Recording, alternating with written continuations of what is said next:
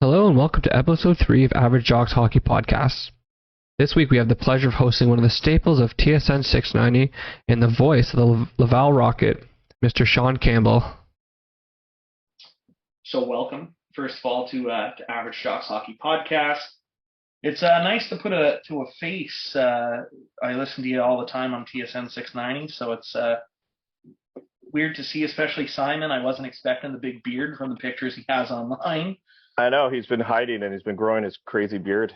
But no, it's. I was telling Simon that you were actually. I called in while the Habs were on their playoff run a couple years ago when we went to the finals, and I was proposing to my fiance. And oh yeah, I remember that. Yeah, so it was kind of cool to almost come full circle and now have you on the podcast. That's cool, man. I'm glad you guys are starting this up. They're always fun. It is. So I guess we can dive right into it. We'll start with Toronto, I guess. They've just been in a constant down spiral so far this season, and we touched last week with Simon about, who do we think the first to go is, and he thinks it's, Sheldon Keefe before any trade or any move or Dubas being let go. But it's hard to look past the numbers. Like Austin Matthews looks like a shell of himself from last season. Riley's not really putting up, major offense. Marner, Nylander, Tavares, are the big four just in their own head? They might be in their own head, but they're not some. I'm not really worried about Matthews. Matthews is going to finish with 55, 60 goals. That's kind of. When you're that good and you have that scoring ability, you'll be able to do it. Yes, people are targeting you, but they've been targeting him for years and he still scores. I think the same thing with Mitch Marner. I think it's probably going to be the coach first. Is probably the last desperate move for Kyle Dubas, roster-wise, with how tight they're up against the cap. They can't really do anything. But yeah, I think Sheldon Keefe could go. I don't know how soon. It would be a bit of a panic move. They did it in the first month of the season or first 2 months of the season. But I could see them if they're toiling around 7th or 8th around a playoff spot and they're not as high as they want and they want that extra new coach bump.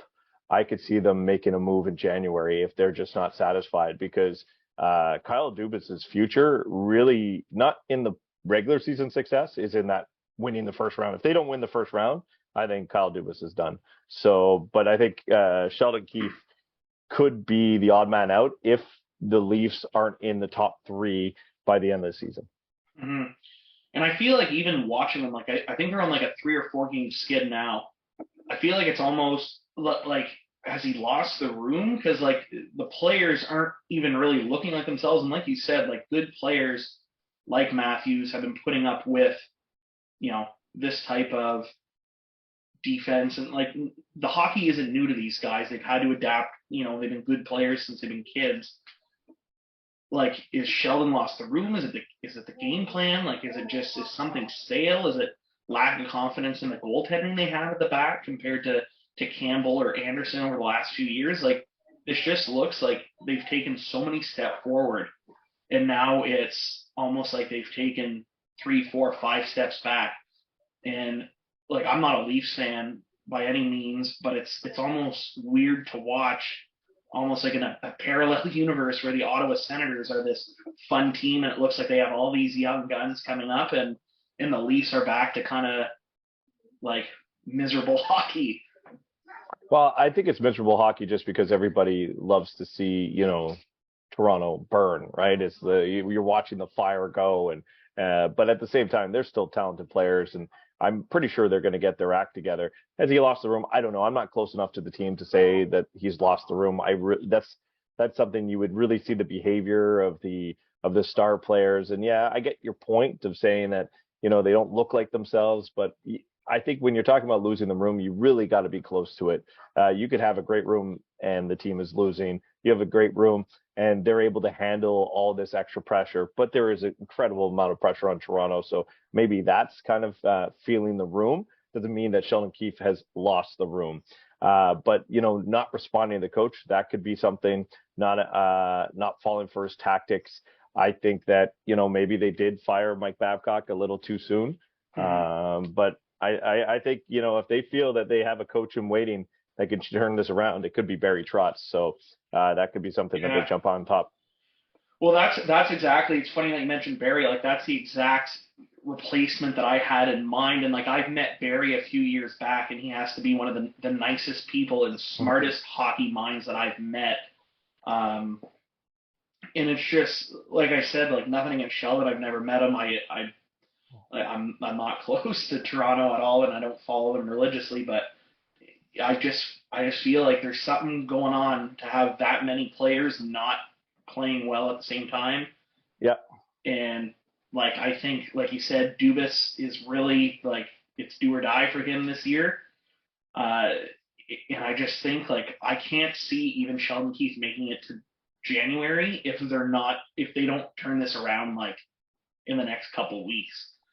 Just because you have a Barry Trotz in the wings, and not to say that Barry Trotz is going to want to uproot his family and bring them to Toronto, especially since he didn't take a Winnipeg job, which is right in his backyard. But I do feel like, with just like in Montreal, like if, Dominic Ducharme, like everybody knew it was in a rebuild, but because of the pressure in Montreal, like it needed that, they needed to move on. I feel like because Toronto's actually not even in a rebuild, there's even more pressure than there was, like, let's say in that Montreal market. And Toronto is that hub of like, kind of like the Ontario version of the Canadiens. Yeah. Like I can't see much more leash being given because Dubas it's either his butt or Sheldon Keefe's. And I think Shanahan's at the point too where, his name's now being started to brought up, like this Shana plan that was, something's not working. Well, you got to put the blame on somewhere, and you may as well go to the top. And if you're creeping closer to the top, first it was the coach's fault, then it was the next coach's fault, then it's the star players, and then it's the GM. Well, then you have to go to president of hockey operations. I guess the difference is though it's kind of controlled by MLSE, and it's not that you have one single owner that's sitting there going, all right, I want a new president of hockey ops. Of course, they have board of governor meetings. It's just a lot harder to do in Toronto, so probably a little bit more safety for Shanahan. And I think that they like him being in charge of that hockey operation. But I think Kyle Dubas it's put up or shut up for him. So as much pressure there is on Sheldon Keefe, the pressure is on Sheldon Keefe because the pressure's on Kyle Dubas. It's because Kyle Dubas has how many moves left, how many trades, how many this. He has probably a coach to fire this year, and that's it. Yeah, 100% agree. I guess my one last question to kind of around where the Leafs are at right now would be, let's say Toronto continues on this path, Sheldon Keefe gets hired, they bring in whoever, first round exit happens again, or they don't make the playoffs, one of the two, and we're playing worst case scenario. I have them finishing third in the division, and there's still lots of hockey to be played, but playing worst case scenario, being the devil's advocate, do you think that affects Austin Matthews re-signing long-term in Toronto? I guess maybe it depends on who the new head coach is. There is a coach's change. I don't know if you like Sheldon Keefe or not, but let's be honest, Austin Matthews gets plenty of opportunity. He plays a lot. He gets the power play. He's able to be his best player. I don't see Sheldon Keefe punishing Austin Matthews like we've seen some coaches punish stars before. So I don't want to say that he wouldn't be comfortable with Sheldon Keefe. I think he's just very smart and calculated, Austin Matthews, when it comes to where he's doing next. His agent and him were able to get that short-term deal where he's going to be a free agent at such a young age. And the money's going to be $13, $14, $15 million a season easily. So he'll be able to pick where he won't be able to pick between 30 teams because 30 teams won't be able to afford him, but he'll be able to pick. And maybe the best option will be Toronto. Maybe Toronto will be like, no, we can't handle it. But I think that's going to be an Austin Matthews decision. And maybe the next head coach or Sheldon Keefe, that will be a factor. Probably less so Kyle Dubas, but more so who the coach will be, where he wants to play. No, that's like you said, he's going to have the pick of whatever team can afford him, whether that be Toronto or anywhere else. Now, while we remain on the topic of coaches, we are about a month into the season. Which other coaches besides Keefe do you think may be in the hot seat? There's a couple Canadian teams, Canadian markets. I think Bruce Boudreau. I know that Vancouver got their first win. It seemed like they weren't sure to bring him back or not, but then when you start losing, maybe you do make that big move. Vancouver's got that pressure, like Toronto, like Montreal. And the other one is if Ottawa falters, and now that they lose Josh Norris, maybe they will falter a little bit. I don't know if Shane Pinto can fill that role of Josh Norris, goal wise. I know he's off to a hard start, but I can see DJ Smith being in trouble too in Ottawa. Other than that, a lot of other coaches, is new coaches, new environments. Maybe Lindy Ruff in New Jersey, if there's a lot of expectations in New Jersey and a lot of pressure on the coach because they feel that they put together a good squad. So those are the names I'm thinking of when it comes to possible coaches changes. Yeah, those were a few of the same ones. I had DJ Smith as well, just because of the team that finally it seems like Ottawa went from like kind of homegrown talent to making that splash with the Brinkett and then bringing in Talbot. Like I feel like this is the first time in a few years. Yeah, they brought in Murray, but I mean, I feel like Murray was a result of the team he was playing in front of in Pittsburgh, as opposed to a solid 1A, goalie option. But I think Ottawa took some giant leaps in their squad, and I'm not sold on DJ Smith being a coach that can bring them to the next level that they're knocking on the door of. And same thing, like you said, like Bruce Boudreau out in Vancouver. When I was speaking with Simon Salikas last week, it was talking about some of the comments that he's made. Like I have a hard time seeing Vancouver firing somebody that they just signed to a contract. Like I feel like as Patrick Alvin being a first-time GM, first year at Vancouver, like how competent does that make you look? Okay, this is my guy, this is the coach I'm signing. Here's whatever 2-3 year deal, and then hey, we're a month in. See you later, pal. Like, well, because that's the thought I had though was Vancouver like 0-6, 0-7, like Bruce isn't a rookie coach here, like. Yeah, but let's be honest. That stuff happens. It happened in Montreal, right? Mm-hmm. Dominic Ducharme got his new contract in the summer, and he didn't even finish year one, and he was fired. That's true. I understand there was a new GM, and things weren't going well, and they thought maybe they could wait till the end of the season to make that change, but they felt like it was, they couldn't do that. They couldn't wait any longer. Maybe it's just you make the hire, you see it, and you're like, that's the wrong fit. I've seen it happen in sports all the time. Mm-hmm. I cover the Alouettes. I remember they hired Dan Hawkins into his first year. He lasted 5 games before they said that was an awful hire. We have to change that. So maybe that's one of the things. The only thing that maybe, will keep them there and keep an organization is owners. A lot of owners took a hit during COVID because of no fans, and Canadian owners as well. They took a big financial hit. They'd had empty buildings that they had to play in front of. Some other American owners were able to get those gates. And financially, they'll say, yes, there's no cap on coaches or scouts, but we're going to have to budget that for the next 2, 3, 4, 5 years. We hired him for 3 years. I need him to fill out his contract. I can't. They're still paying Travis Green. They fired Bruce Boudreau. They're going to pay 3 coaches now. Yeah, yeah, I forgot about Travis Green. Yeah, that. It just the owners are a little more conscious of the money they're spending because they lost so much during COVID. Mm-hmm. Yeah, that revenue share definitely hurts them. The little that they do make is 50% goes to the players. I guess moving on from that,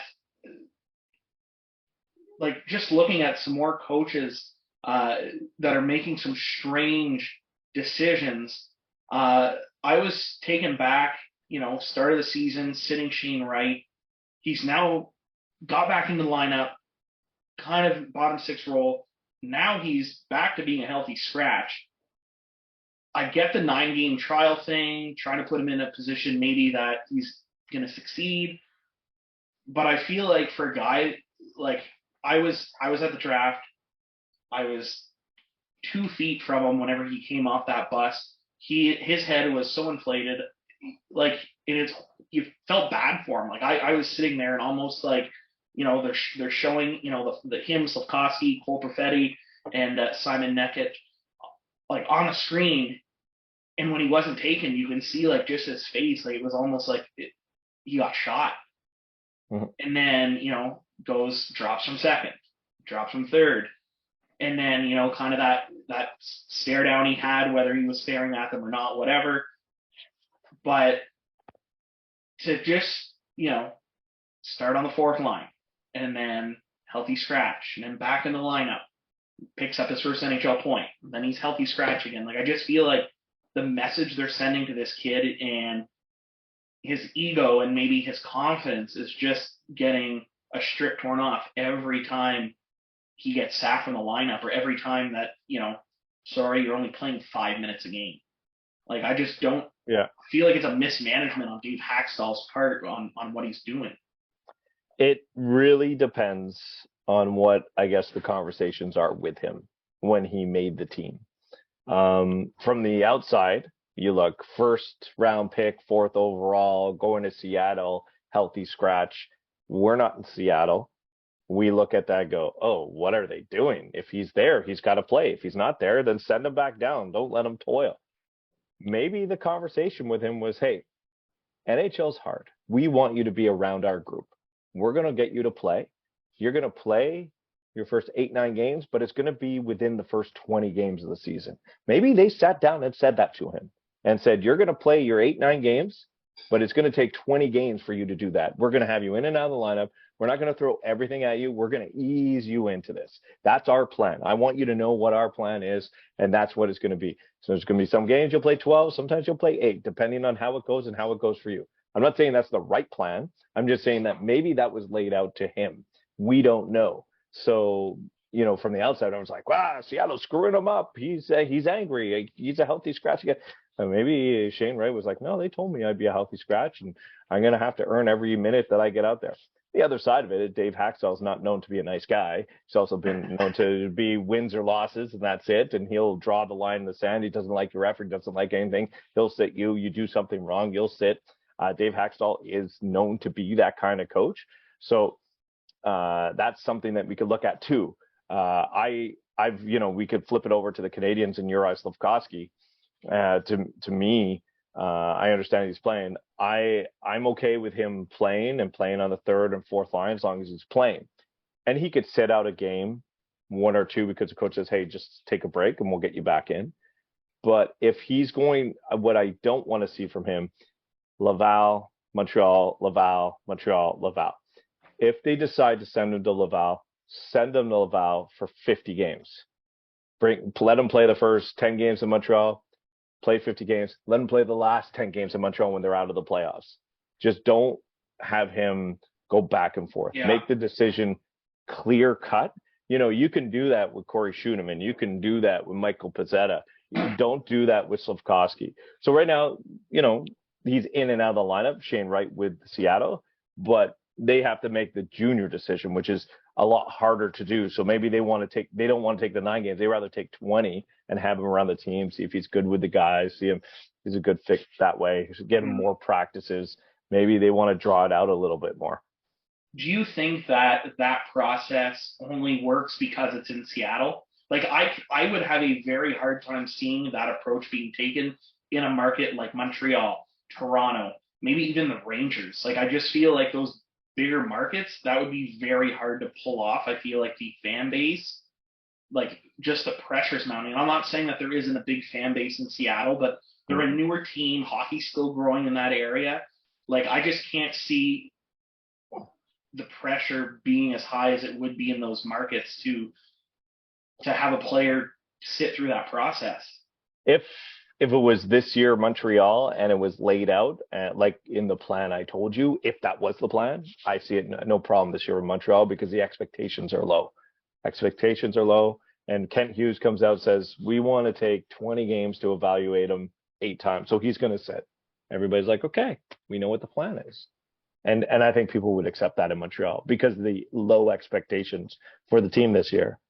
Probably not so much Toronto. It'd be like you're wasting a spot on a talented player. Probably not so much. So I think maybe being in Seattle and that market is a possibility why they can do that, and it's not that big news. It's like other markets are mad about it, and not Montreal or not Seattle.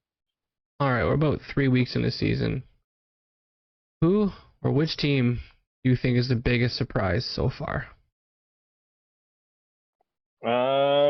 Chicago's off to a decent start. They had a pretty good jump. I know everybody had them down and out, and I think things will even out for them. I am surprised that Toronto's struggling. I think that's when you're going to team wise. Philadelphia is another team that's had a pretty good start. Boston, because of the injuries, Marchand coming back. Everybody thought he was going to be gone for a long time, but he's going to come back right away. Player wise,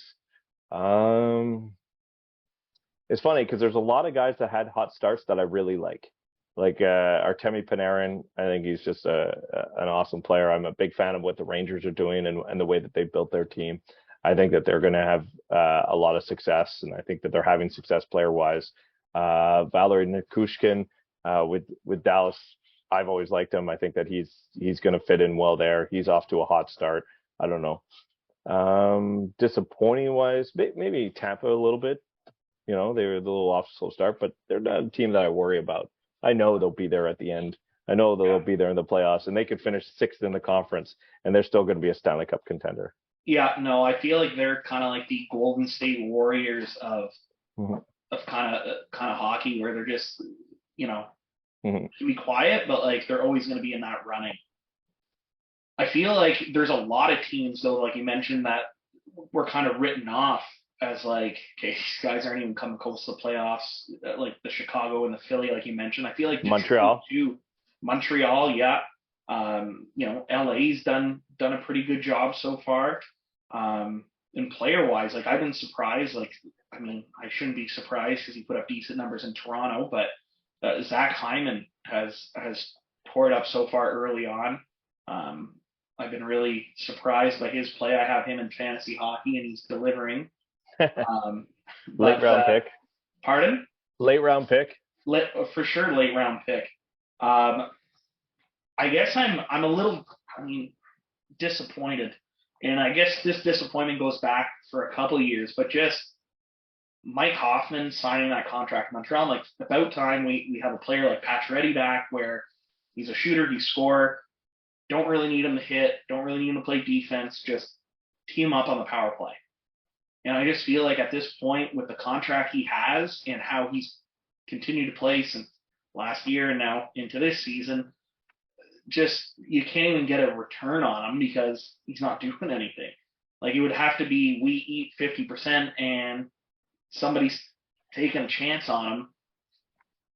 But like I just feel like that's just one disappointment. Like he's not even putting up half decent numbers. I guess Dadonov's start would be another one I'm disappointed with. Not to focus on Montreal, but just guys that were scorers, guys that are putting up points and just not producing at all. Yeah, but that's less of a worry. Now I'll tell you why is because the expectations now. If the Canadians had, and I know that they're starting off decently well and they had playoff expectations and they were going to turn it around right away, then you're like, how are you wasting money on Hoffman, this, that?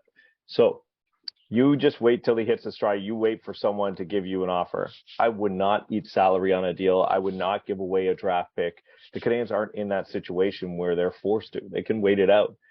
Dadonov, okay, he's on your cap this year. You have the LTIR with Carey Price that's saving you this year. So Dadonov, you're gonna trade him at the deadline for a pick. Oh, you don't? His contract goes out. That's fine. And you're going to get that money freed up at the end of the year. The Canadians' cap situation will be much clearer at the end of this season. Kent Hughes is pretty much taking a year and a half to clear it out.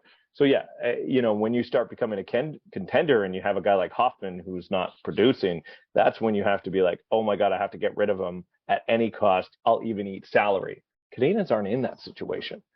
Okay, so Hoffman, you're paying him. That's his contract. It came in. You can't trade him. Okay, he's there. You're going to deal with it for now. because it's not the end of the world if he's there.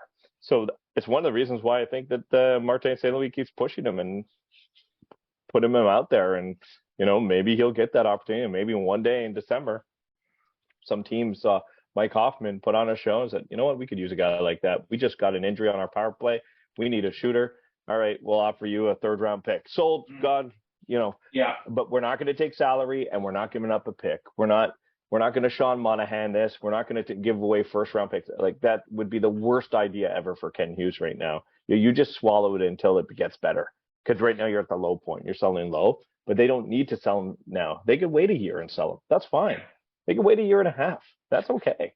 They're not in a rush for that. So when you worry about that stuff, to me, I'm like, just let it play itself out. Be patient. So another question, kind of follow up, I guess, to what we were just talking about. I'll rhyme off some teams, and you tell me if they're the real deal or not. If you think they're going to continue like this. So we'll start in the Atlantic. I'm not going to name the top teams because I feel like those are kind of givens. But the Buffalo Sabres. No, they're never the real deal ever. Yeah, I've given up on them as well after the Ryan Miller era. It was almost like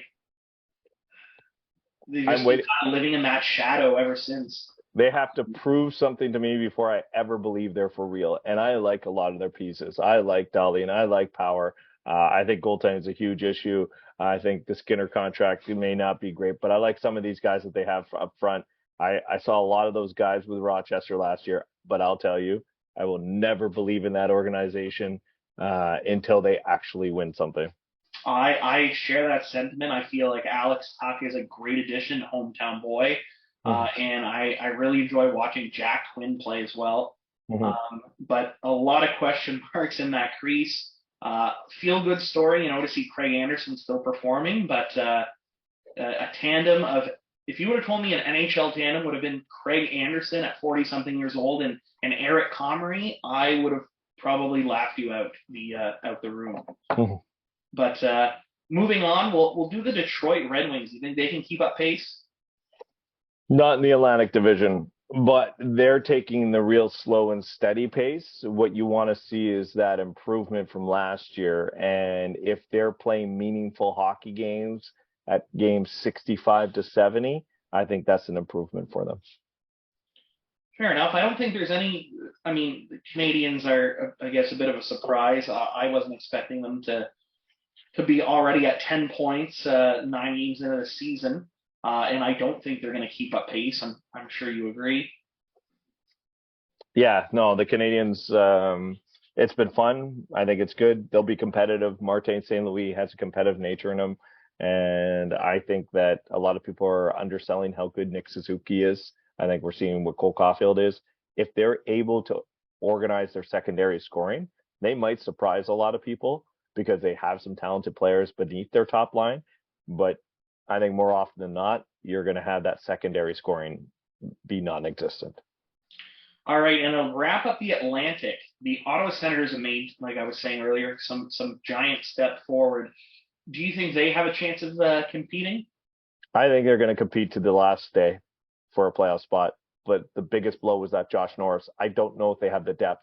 I see those Belleville Senators. They have no one in Belleville right now that can fill that role. That means you got to move Giroux back to the middle, or you're going to ask Shane Pinto to do a little more with Josh Norris gone. Josh Norris is 35 goals or 34 goals, whatever he had last year, not on your roster right now, is a huge blow. Still think that there's a little bit of a hole on that blue line. I don't mind their blue line. It's just a little bit of a hole. We'll see what they look like when Talbot gets up and running for them. But I think that they'll be a team competitive to the last day, but I think they'll fall short. All right, we'll move over to the Metropolitan now. The Philadelphia Flyers. No, they're not for real. I'm sorry. It's just they're giving up too many chances. If you look at the analytic numbers on Philadelphia, it's been great goaltending, but the chances are skewed in the other direction. That won't hold. Torts is another question mark for me. I feel like he's a love him or hate him type of coach, and not everybody responds to that. And I just feel like, so far it looks good for Tony D'Angelo, but Yeah. I feel like he's going to ride somebody that might be on a down. And I feel like we're in a different era of hockey now where that type of coaching isn't successful. So I see them dipping off quite a bit as well. What do you think about the New Jersey Devils? I like a lot of their pieces. They're a team that I think might be able to do it if they make the coaching change. They might be able to get that new coach bump. I like Jesper Brad. I think Jack Hughes is pretty special. I think people undersell Nico Hischier a lot. I think they might be one of those teams with the Senators battling to the end of the day, but I think they might need a coaching change halfway through the season to get that secondary, just emotional bump. Yeah, and I feel like they would benefit from maybe a younger coach, maybe a. I mean, I don't want to throw out names. The Leafs, kind of part ways with Keith, or maybe Dom Ducharme, like just somebody that is maybe a little newer with all the young pieces they have there.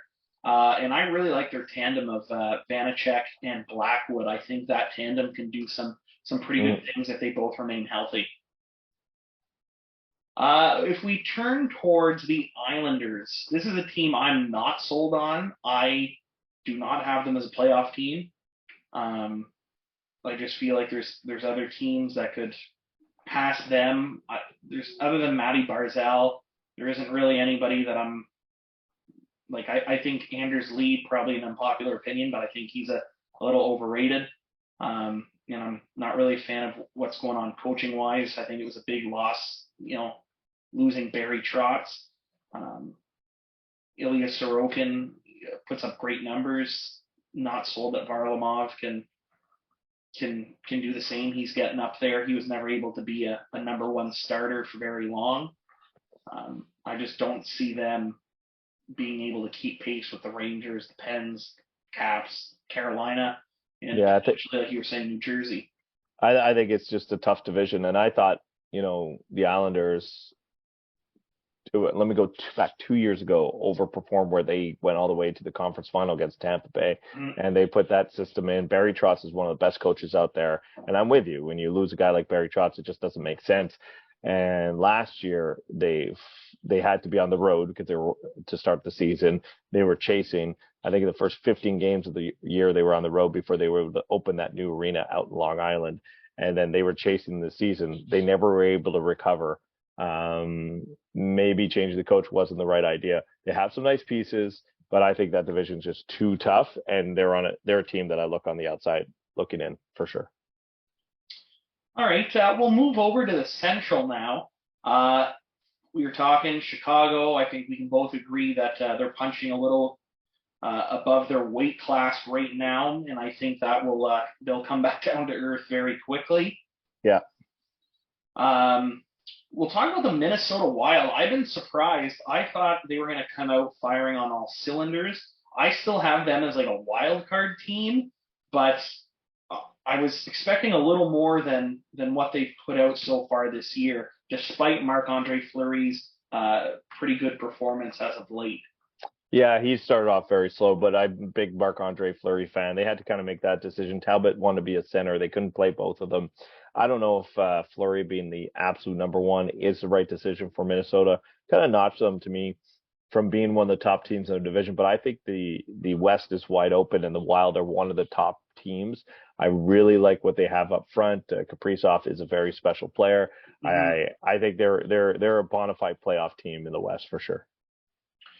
What about the Nashville Predators?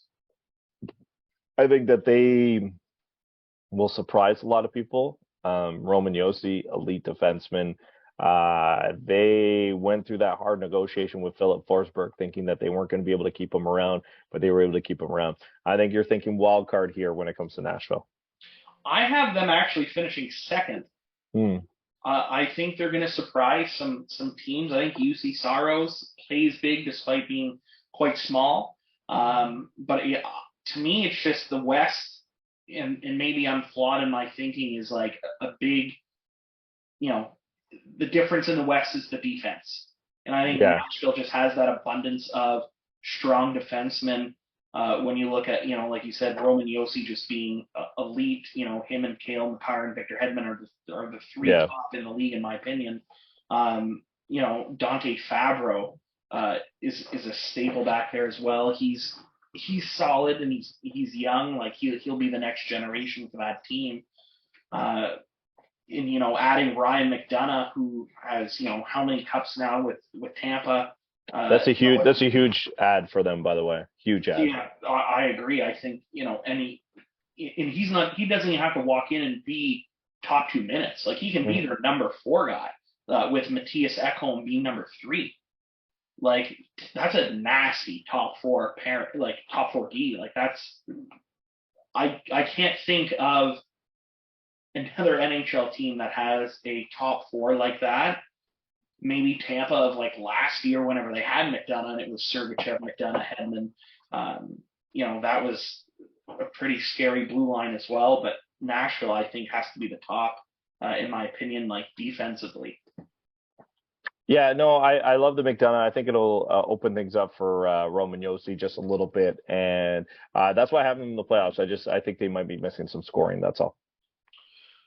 All right, and probably the biggest surprise for me is the Winnipeg Jets start to the season, especially, they bring in a new coaching staff in the offseason with Rick Bowness, and it seems like he hasn't even really been behind the bench after dealing with COVID.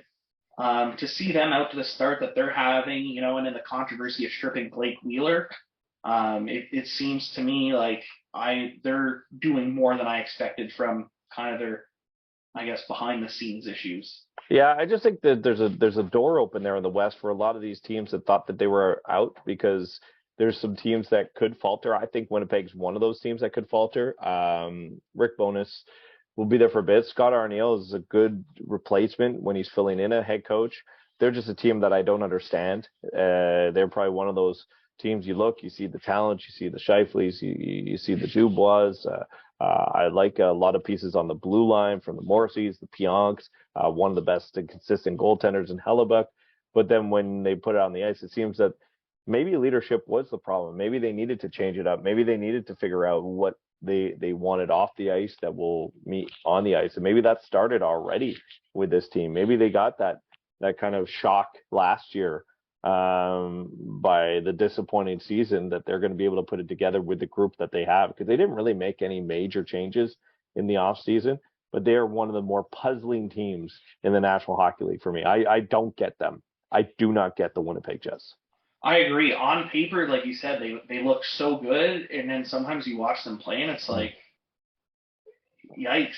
Yeah. And same thing, like Connor Hellebuck can be so good one night, and then the next night he's letting in some pretty soft goals. And they're another team where, like, I'm not sold on David Riddick. Yeah. He almost has like 2005 era goaltending where it's almost like the flop. It reminds me a lot of like Osgood, and I guess Jonathan Quick in his earlier days of just kind of like sprawling all over the ice. I just don't think that, if Hellebuck can't play, 60, 65 games and be that backbone for whatever reason, the Winnipeg Jets aren't going to do what you need them to do. Yeah, exactly. That's why I just don't get them. And I'm sure they'll be in the mix some way, somehow, or they'll be way out of it early. Mm-hmm.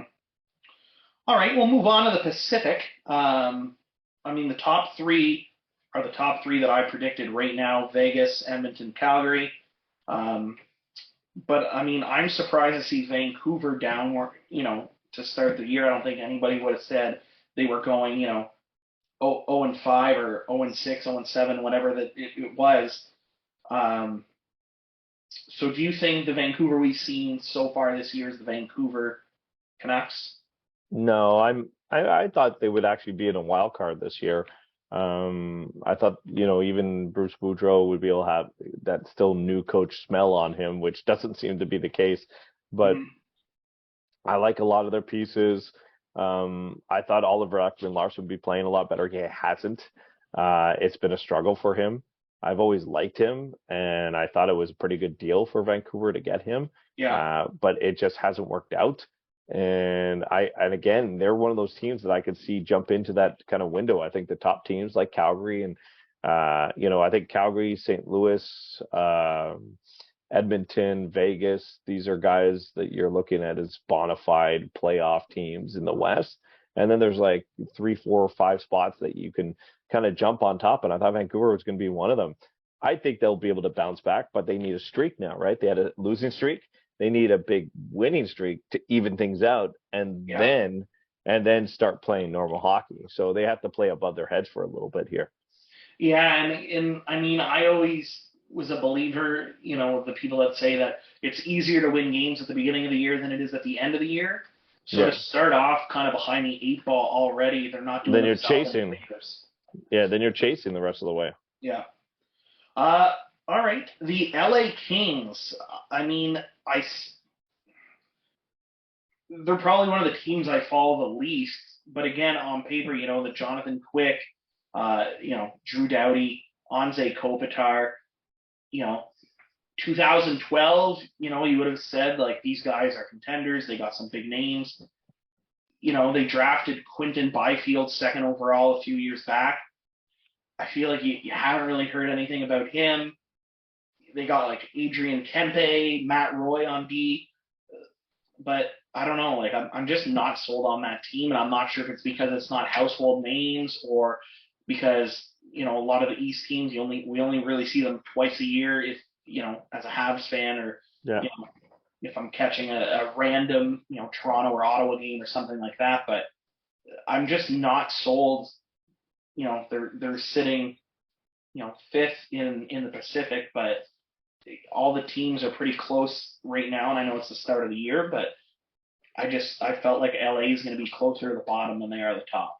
Yeah, but a lot of people thought that last year, right? And they finished with 90 plus points and made the playoffs. And I think a lot of people feel that way when it comes to the LA Kings. I think they might repeat what they did last year, and it's maybe a little bit of the unknown, because I think that there are players that are a lot better. I'm a big fan of Sean Dursey on that blue line. I think that he's a guy that could do a lot. Adrian Kempe is coming into his own. I'm probably higher on the Kings than you are.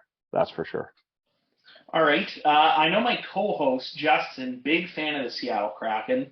Mm-hmm. He sees them as a playoff team this year. I completely disagree. I don't think they're even coming close to the playoffs. That's a fanboy speaking. They're not making the playoffs. Thank you for agreeing with me on that.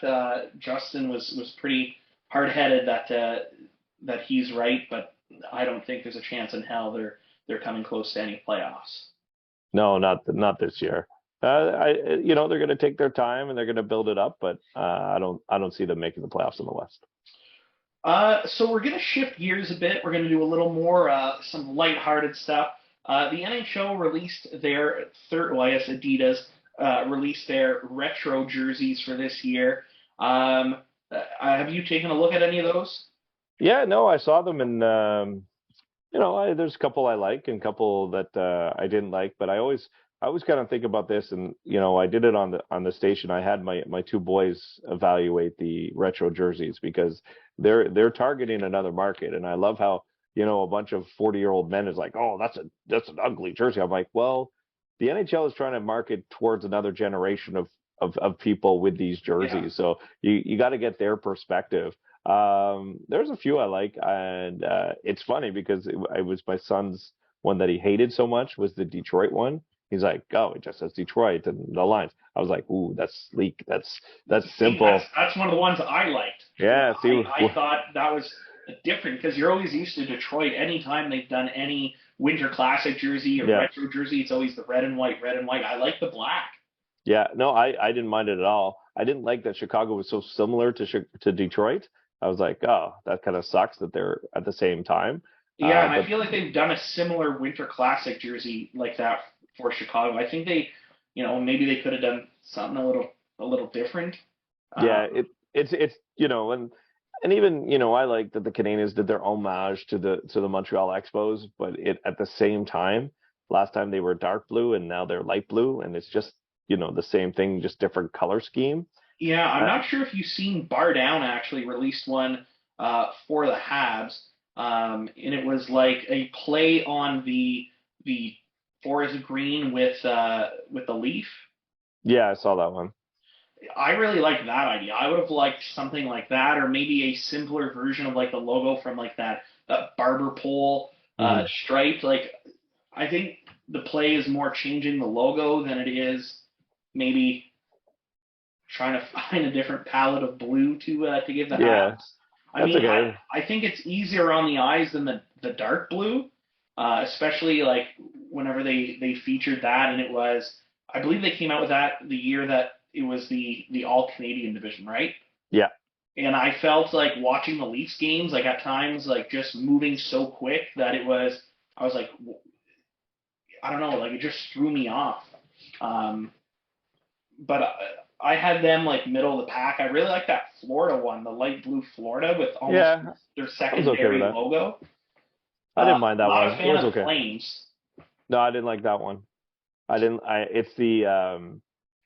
It's the I guess it's the early 2000s look with the stripes in the middle and then kind of jogging up in the. I didn't like it. I kind of like what the Oilers, what they had done though, kind of bringing back that I don't know what it's supposed to be like a rock. Yeah, it's the drill bit for the oiling. Okay, It's kind of I call it the Ryan Smith era. yeah, I'm okay with the Ryan Smith era, Captain Canada. Yeah, it Um, was pretty good. I like that kind of dropping the bronze from that era and throwing in the orange. I thought that looked pretty sharp. Winnipeg Jets. That's similar to a I don't know if Y- it was a Winter Classic or another retro one that they had with the gray. It almost just inverted the gray and the white. Yeah, Tampa similar to what they've done before. Toronto like almost looks the same as what what they've they done have. so many years in a row. Yeah, Anaheim as well, it's very similar to what they've put out. Love that the Sabres brought back that buffalo head. That was probably my yeah. favorite Sabres jersey. That the black, red, and in white. But love that they brought that back. I think that's probably the top one for me. Yeah, the Sabres though they went through this phase where they were changing their jerseys so often that Hmm. they had the banana one and then they had the buffalo and then they went back to the buffalo then they had the Sabres. I feel like because they kept their marketing team just kind of went nuts for a while Yeah. that when they go back I'm like, "Oh yeah, they had that for a while. You've had 7 different logos in the last 20 years. Yeah. Just be happy and pick one and stick with it." Well, I hope they stick with this buffalo head. I think Yeah, another winner is the Sabres, or sorry, not the Sabres, the Bruins, bringing back the bear head. I missed that. That's like I 05, didn't mind 06 that one. era. Yeah, I like that one. I like that they decided to go back with that one. I saw that they threw their throwback bees the other day when Marchand came back. I like that one. Nice and simple. Big B. I don't not really a fan of Colorado's or Carolina. I feel like they're just Yeah, they didn't very do much. very simple. They didn't do too much. Um, I don't know if it's just the teal and yellow, but the Sharks homage to the Seals is I'm not. I don't really like that. I feel like it's more an area thing, right? Because the California Golden Seals, you're able to put it up there, Yeah. and you're like this area. They had this team. I think it's a good homage for the Sharks now that they're one of these long-standing teams. I think it's a good change, even though it's not the Seals. It says Sharks. I actually like that one. I don't know. I think it's the teal. I think it's that shade of teal with the yellow. I just find it hard on my eyes. And I was born after the Seals era, so maybe I don't have the nostalgic feel to it. Um, I really like what Seattle did with theirs, almost similar to like a Habs with kind of that stripe up the middle across the chest. Uh, Yeah, it's tough for them, I guess, just because it's reverse retro a year in, and I'm just like, Reverse retro, been in you the just league get for to 1 year. you just do the second jersey. To me, it's just a second jersey. That's all Yeah. it is. Yeah. I like what Vancouver did, bringing back in that I don't know lumberjack or Yeah, I wasn't a fan of that. I prefer if you're going Vancouver, you go to the skate logo. Bring me back to think of Pavel Bure. That's what I prefer. The skate logo, that would have been a nice one, yeah. Yeah, they did it on their 50th anniversary. They played it a couple times. Would you have done the skate logo with like the green and blue? Yeah, that would have been look. That would I don't know what it would have looked like. I Now I'm can't just even picture it myself. Like I can only envision that with the black, red and yellow. But yeah. I like what the Dallas Stars did, bringing back the old Dallas logo with the black in the current green. Yeah, they all decided to go back like 15 years ago with these 2005 jerseys. Yeah, it was fun for me. A lot of them was kind of like, oh, like even Nashville with that Hmm. old Predators logo, almost like the 2D, cartoony. Like it almost reminds me of like a '90s cartoon saber tooth that you would see running around. Um, but I don't know that I grew up with those logos, and I kind of like that look. Minnesota's I think is one that they've done before. I kind of like St. Louis's yellow. Um, Yeah, that's that one. I wasn't a huge fan of that one. the I thought it St. Louis was. one. Yeah, I think it was a little too busy for me with the writing. Yeah, the writing's a little strange. I find it weird that they have St. Louis over their logo, Yeah, but I just like that they're doing something different than dark blue or light blue. Um, Phoenix, I feel like they have a very similar jersey that they put out before. Same with Columbus, same with Pittsburgh, Philly, even the Kings was a similar one. But really love that the Islanders brought back the Fisherman. That was yeah, a staple. yeah. Like the Fisherman was only for a little, but again, I think they were like, hey, let's bring it back. People will remember it, and it's a little goofy, but we'll be able to sell some jerseys. I think they just brought it back to sell the jersey. What do you think of the Rangers bringing back Lady Liberty? Yeah, they did that in the last reverse retro though. But they went back. I find more in the last reverse retro with almost the exact jersey they had. I like that they did that kind of current, little bit lighter blue, and I like what they did with the sleeves. It reminds me of like '90s jerseys. Yeah, I guess a lot of them wanted to bring it back to that generation, the '90s, and maybe a lot of people haven't seen them. So, man, I thought it was very similar for the Rangers for what they One of did my last time. top ones, if we're looking just in like I guess divisions, was that Washington Capitals going back to the black and blue with Yeah, the eagle. I yeah, thought that was so sharp. First thing I thought of whenever I seen that was that OV goal on his back against Phoenix. yeah. I was thinking of Peter Bondra, and Peter Bondra tweeted out. He said, "Hey, maybe I have one more game left in me." Hey, you know what? With Backstrom out, they could probably use Peter Bondra. Yeah, I think so. That's a guy that still probably has one game left in him. I like what New Jersey did, kind of bringing back the Colorado Rockies colors. I Yeah, don't know. they just changed the color scheme on that one. They did. I don't know. I find it looks better with the blue and yellow than it did when they did it with like the green. Yeah, but I like the green. I was a big fan of the Christmas jerseys. I have one of them, Who do you have at the back? Kovalchuk. Good choice. I was a Mhm. fan. I have my Habs Kovalchuk jersey hanging up in the next room. Nice. Well, I think my big winner for the jerseys would be the Caps or the Sabres. Yeah, for me, I still think Detroit was my favorite. Detroit from the get-go. Nice and simple, to the point. All right, let's move on from jerseys, and we're gonna talk a little bit about the Canadians, more specifically Carey Price. Had that press conference, says he wants to win a cup one way or another. What do you take from that? What do you think he meant by that? That he still has competitive nature. He says one way or another. I think his first thought is still playing. I don't I don't think it's a strong possibility, but I think his first thought is, hey man, I'm not 40 here, but if I feel good in a year and I can train like a pro trains, and that's what he said. He said I can't train right now, but if he could start training, then he feels he can maybe go on that run. Maybe that's something that the Canadians can look at, but I don't know. He doesn't scream coach to me. I know he's a smart guy and he understands the game, But maybe it's management more than anything else as an observation. But I think he would take his time and try and learn the trade first before he was just thrown into it. Yeah.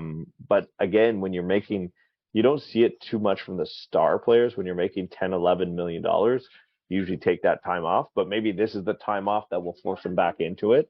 I don't know if he has that kind of relationship or to learn from someone to become into management. Like coaching he doesn't scream coach to me. Doesn't mean he won't be one.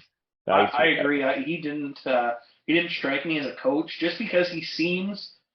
And again, we're not in a dressing room or seeing him outside of hockey, but I don't know, just his mannerism, like he seems a lot more quiet, a lot more like reserved. It just to me that doesn't transition to a coach.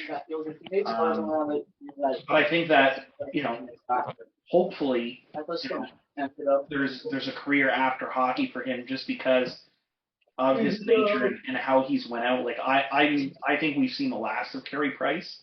Yeah, me too.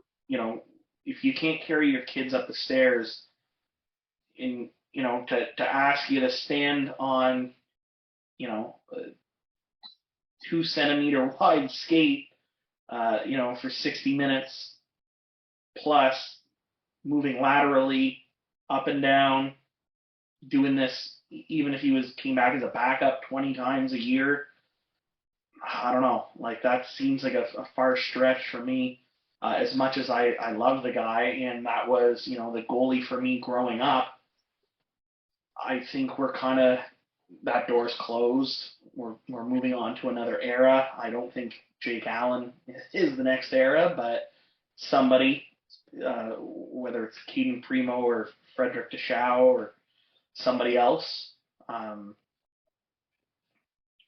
it's sad. You never want to see somebody go out not on their terms.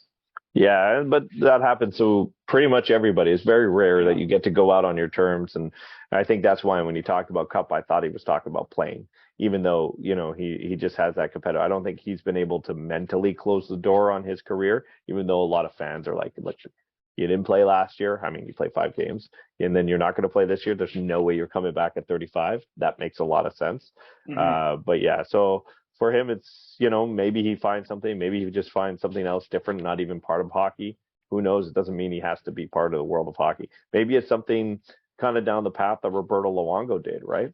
He started with Team Canada before he started doing stuff around the NHL. Maybe that's something Team Canada wants Carey Price involved there. That's a possibility.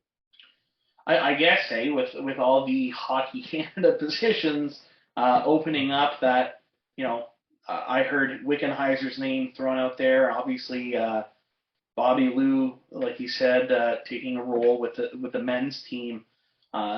Maybe Carey Price does have that pathway there. Do you think with opening up about the alcoholism, do you think you're going to see more players step forward now with a player of Carey Price's stature? Like I know Bobby Ryan was open about his issues a few years back, but I feel like Bobby Ryan is maybe like a B-list name compared to a Carey Price. Do you think that more players are going to start using the services that are out there? Don't forget Bobby Ryan was drafted ahead of Carey Price, same draft. Don't forget that. That is very true. That is something I did not think about. That same draft, yeah. But yeah, I don't know. I think, it depends on the person. Players that want to speak about it will speak about it. I don't know if it makes more people coming or going to seek help because Carey Price did it. I don't actually see that being the case. I think, NHL players are pretty reserved for the most part. Carey Price is one of the more reserved. The fact that he came out and spoke about it, that was on because he felt that it could help somebody. Maybe it will. But I don't see it being something that will change, what other NHL players do. Moving on from Carey, another player that kind of hit a reset button was Cole Caulfield once Martin St. Louis took over. And I feel like Cole Caulfield was a good player before Martin St. Louis. And I've seen a video the other day, and I forget if it was Sportsnet or TSN or just a random person on Twitter, but there was almost a play of Martin St. Louis' shot in his setup to Cole Caulfield's, one of his goals, and it was almost identical the way he stood, the way he shot the puck in the release. Do you think that that change in coaching just brings Cole Caulfield that much closer to the type of player that Martin St. Louis was? Yeah, I don't know if he's going to be the same kind of player because I think Cole Caulfield is more of a shooter and Martin St. Louis was more of a grinder that worked out that way. But I think he's getting the opportunity, and the team was in a different spot. When Cole Caulfield came in, the Canadiens were coming off of a Stanley Cup final appearance where Cole Caulfield played his role, but at the same time, there were other players that were higher on the depth chart. So under Dominic Ducharme, he was pushed down the lineup, and when he struggled, he was in a situation where Dominic Ducharme, I'm trying to win. I have a guy that's not scoring. I'm going to push him down the lineup. Cole Caulfield doesn't score for 2 weeks. He's still going to be on the top line with Martin St. Louis. And I do think that having a player of that stature around Cole Caulfield is definitely going to help him and benefit him. But I just think the situation is easier to use those young stars now for the Canadiens because win or lose, they're going to get that opportunity versus the previous management, the previous coaching staff. They were in it doesn't matter if we lose. They were like, I need to win to keep my job because we just were in the Stanley Cup final. Martin St. Louis is not there yet. So it gives them a little bit more freedom. And I think that's benefited Cole Caulfield for sure. So your prediction, what would be your prediction for Cole Caulfield? Like, do you think he is a regular 30-goal scorer, 40-goal scorer? Do you think he can hit 50? I watch him. He's off to a great start. Maybe he can get up to 50. I'm not sure. But even calling 40-goal scorer in today's NHL, there's just a handful of them. I think he'll be a consistent 30. He'll probably hit 40 once or twice in his career. Who knows? He might be an Austin Matthews type of guy and get 60 and just be one of those goal scorers.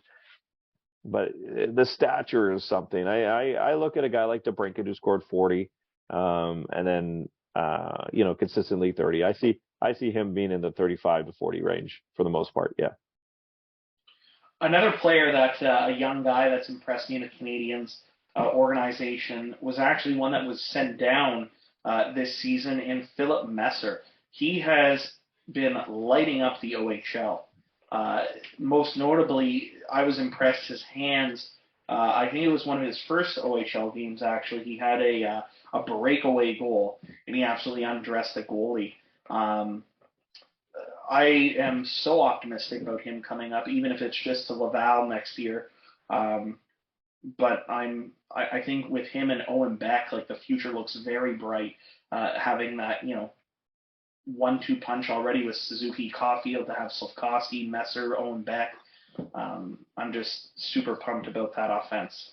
Yeah, I haven't seen him much in the OHL, but that's what you want. If you're going to send him down, he was, played his one AHL game, and they knew they were sending him down to the OHL. You want him to go there and dominate. You want him to go there and be better than everybody else. And early indication right now is that's exactly who he is and what he's going to be able to do. And if he goes out and has 120-point season in the OHL, you're like, okay, job done. You don't need to be there anymore. We're going to make sure you're in the AHL next year, or the NHL if he can do that. I think that's all you can ask for a player that you're sending down there is to go dominate, be the best player, and he was able to do that. I know a lot of people, and I was talking with Simon last week about how Nick Suzuki, a lot of people were, it's too early. We would have preferred to see Edmondson or Gallagher, or nobody at all for a little bit. Do you think the play that Suzuki has had has kind of silenced the critics about being the captain during this rebuild and being so young and being the captain in a market like Montreal? Do you think that has silenced the critics with his play so far? Well, I think if you're putting up 10 points early on the season, 11 points, and you're, over a point a game, no one can criticize you. I think it's about the consistency. What's he going to do in the next 9 games? What's he going to do in the 9 games after that? At the end of the season, is he sitting at 85 points, 90 points, 100 points, or is he at 65? So I think, you can criticize on a daily basis, on a weekly basis, but Nick Suzuki, I think it'll be on a yearly basis. But I think he's shown his early season consistency, which will help him out in that regard. So my next question is more of a fun one. So after Arturi Lehkonen won the Cup with Colorado last year, what former Montreal Canadian would you like to see win the Stanley Cup? And I have a short list here, if you need it, of former Habs that are still playing. I got Halak with the Rangers, Danault with LA, Max Pacioretty in Carolina, Nick Delorier in Philly, Sherratt in Detroit, Kulak in Edmonton, Mete in Toronto, Romanov with the Islanders, Domi in Chicago, Petrie in Pittsburgh, or you are free to go off the board if you want. I've always been a big Kulak fan, and I do have the Rangers making it to the Stanley Cup, so maybe Halak, but I've always liked Brett Kulak. I like the guy. I've met him a couple times, dealt with him. Easy to cheer for. Made himself that contract with the way that he played with the Canadians, the way that he went in the trade. Hardworking defenseman, doesn't get enough credit, so I'll go Brett Kulak. That's a good pick. I also have the Rangers in the finals, and my answer would have been the same with Brett Kulak, though I think he was just a super nice guy, and you can tell in his interviews he seemed humble. He seemed like he just did his job and he was content with that. So no, that's a good answer. I don't think there's anybody else on there. The way Patch is left, and I don't know. Wasn't really a Ben Sherratt fan, even though he played very well. I think Kulak's a good choice, and Halak would have been my other one. But much past that, I got nothing else for you. I want to thank you for coming on and doing the hour or so with us, and hopefully you enjoyed yourself. We didn't bug you too much. No, it's fine. I appreciate you guys asking me, and good luck with the podcast. Thanks. I appreciate it, Sean. You take care. All right. Have a good one.